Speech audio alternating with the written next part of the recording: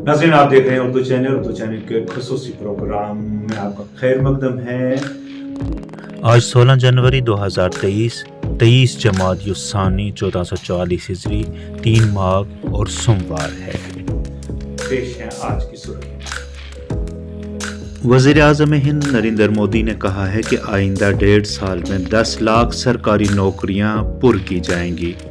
Post, defence, railway और महकमा माल में ज़्यादा असामियां पुर की जाएंगी।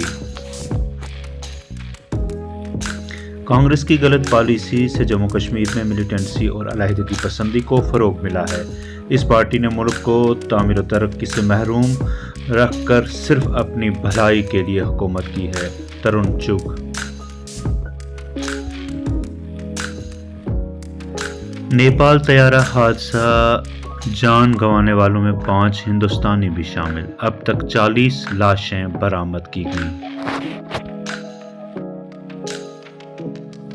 पॉलीथीन और प्लास्टिक का बेतहाशा इस्तेमाल एक संगीन मसला।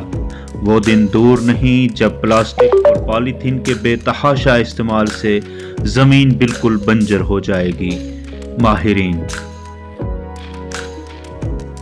वज़ीर-ए-आज़म नरेंद्र मोदी ने कहा कि फौजियों ने हमेशा हमारी कौम को महफूज रखा।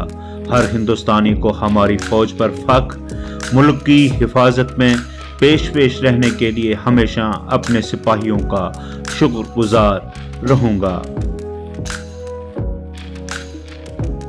जनूबी ज़िला अनंतनाग में 3 मंशियात फरोश गिरफ्तार, ममनुआ मादा बरामद, केस दर्ज।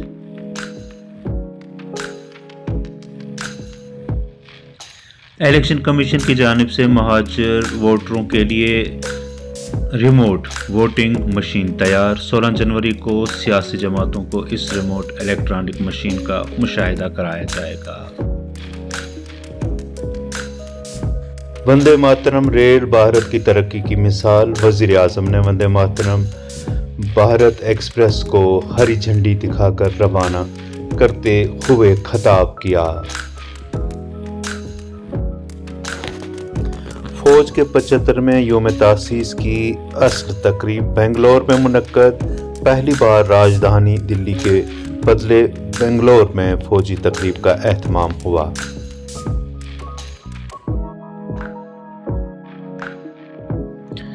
लेफ्टिनेंट गवर्नर मनोज सिन्हा ने कहा कि राजौरी हमले में मुलव्विस मुजरिमों को अपने घिनौने हरकत की भारी कीमत अदा करनी पड़ेगी।